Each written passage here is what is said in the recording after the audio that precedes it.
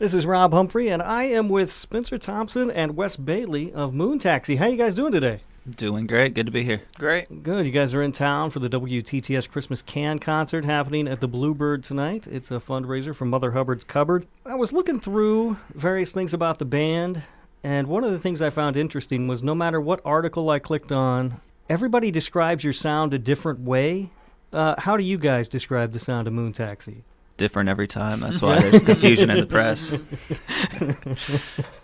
You just kind of make it up as you go, I guess, huh? Mm-hmm. Yeah, to an extent. I guess it's pretty eclectic, and so depending on what song or album you're listening to, your description might vary a little bit. But I think, the unifying theme is pretty musical indie rock. Musical meaning somewhat sophisticated songwriting and production, we would like to think. Yeah. Okay. Ideally. People would think. Well, let's talk about that real quick, the writing process. How does that work for the band? Do you guys all come up with the songs together, or do you bring stuff separately, or who does most of the writing?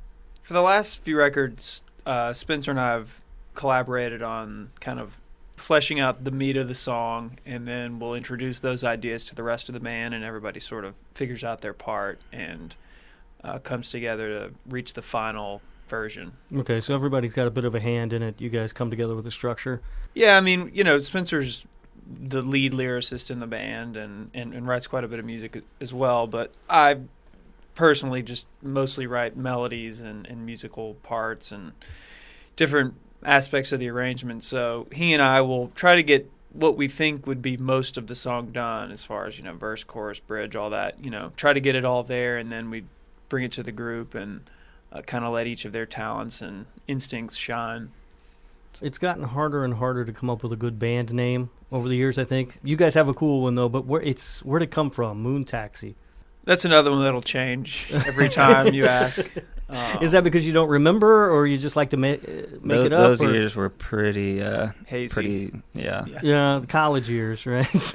early college years. Yeah. We were doing a lot of soul searching and trying to figure things out. Right, and, right.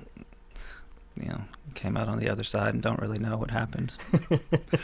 You guys, the band came together at Belmont? Mm-hmm. Belmont University, which is in Nashville. Mm-hmm. Do you think that helped the band, I guess, as songwriting and performing, sort of as the band growing up in Nashville, which is such an intense music scene, as opposed to, I don't know where else you could have been from, but, Mm-hmm.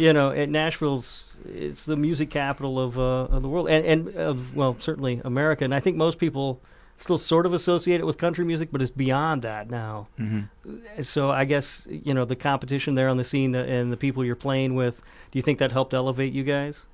Yeah, definitely. And I think Belmont and Nashville are kind of two different entities. There's a lot of things that Belmont helped. I mean, for me, it was a great just musical experience in music school, and learned a lot, and don't think I'd be, half the musician I am today if it wasn't for them. On a separate, note is the town of Nashville, which is kind of has nothing to do with music school education. It's more of a hard knock business world. And so it was kind of, we felt like we got the best of both worlds in a way. Yeah, I mean, Nashville now, I think, every year is getting, the country's still, that's the capital of country music. It's got its hands in plenty of other genres. I think people are becoming aware of it. And I think we probably have, I would say, the best studio system in the country for sure. So it's a great place to go record music. Yeah, I've noticed that the rock scene and all the different scenes have started to really grow in Nashville. I mean, there's still plenty of cowboy hats around town, I'm sure, but I've noticed that it's really developing as a music scene. When you guys first came up, it seemed to be that you were labeled as a great live band. Is that a lot of bands that I like have been labeled as great live bands. I love the Grateful Dead, I love Fish, I love all those kind of jam bands. But people always say, well, their albums aren't that great. Did that ever bother you, or were you worried about falling into that, where people would say, well, they're great live, but their studio albums are just so-so? Well, we went about 5 years without putting out a studio album after our college project. I wasn't even in the band at the time. We released Melodica in, was that 2007? Mm-hmm. So it was a full 5 years until we released our next album. So people, it's easy to kind of throw us in that category as just being a live band, because that's really all we did, playing clubs all over the country. And exploring the space, as we might call it. But so when it was the time in 2012 to release an album, we, kind of surprised people, because the stuff that we were listening to and the stuff that sort of influenced and informed our sound was not jam music at all. It was, like around that time, there were some amazing alternative albums that I think really put alternative indie music on the map, like MGMT, Phoenix. And that was the stuff that we were listening to. So that sort of changed that notion, and it's taken us the past 3 years to kind of curb that impression for people. But, I think there's a difference between a jam band and a great live band. But I see what you're, yeah. So, we'll always want to be a great live band. We have chops. We want to be able to show people that we play. I think that's one thing that sets us apart. But as far as our sound and how we sort of identify musically is not really that jam thing. Okay. Well, anymore. I'm glad after 3 years of you guys working hard to shed the image, I could bring We're it up. trying. Just bring it right back up to the surface. Well, no, it's fine. It happens every time. You mentioned some of the influences that you had and sort of stuff that people may not have thought about. Your band has an odd sort of entanglement with hip-hop. What's this guy? Somehow. How did this all work out? You guys were the backing band for a hip-hop duo in Nashville. Yeah, that was kind of the first thing that me, Trevor, and Tommy really did. I met these two rappers at Belmont that were really, really good, and I worked with them a little bit on tracks, like in their dorm rooms and stuff. And eventually, they needed a backing band. And we did that for a while. It was actually tons of fun. It was a really cool project. And I don't know. And then, we did this Rage Against the Machine thing recently, which was a lot of fun. We covered a whole set of their music. Yeah, I was going to ask you about that. You guys did that at Hangout Festival? Mm-hmm. Is that, do you feel like pressure when you're doing that, like covering somebody else's, and it's a thing where you're doing like it's not just a song, but it's a whole project. Do you feel like a lot of pressure, like we got to get this one right? Yeah, pretty much. I mean, you just look silly if you're right. not, because otherwise you're just a cover. You don't want to be like a bad cover band. Right, yeah. There's nothing worse. So, right. I mean, yeah, it's you take it seriously, and because otherwise there's no point of doing it. You know? Yeah, spent a lot of time making sure you guys got it right. And then the other thing that popped up, of course, was Modest Yahoo is on your song Square Circles. Yeah. And how did that come about?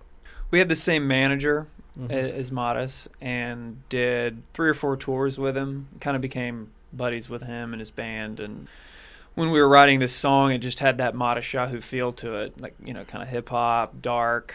And we did a version without him. And when it came time to record Modest, the logistics of recording somebody are not always easy. So we actually recorded at the Hangout Festival in a tour bus. There's a John Lennon mobile tour bus. Oh, wow. So he popped in after his set and laid down the verse, and Spencer put it together and kind of arranged the track. And, yeah, it was pretty sweet. That's cool. Yeah, it turned out really well. A lot of your music has been featured in television shows and commercials.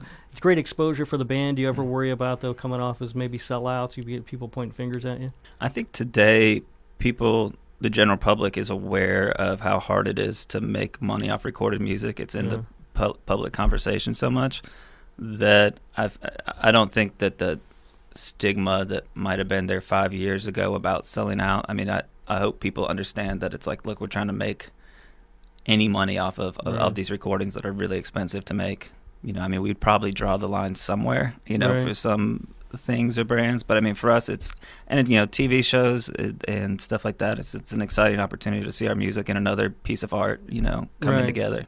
Yeah, and it's good exposure for the band too. I think more than just the money. I mean, I was looking online and I saw a lot of videos, and people were like, "Oh, I heard this song on Elementary." Yeah, or whatever. I've discovered plenty of cool music in the background of a commercial.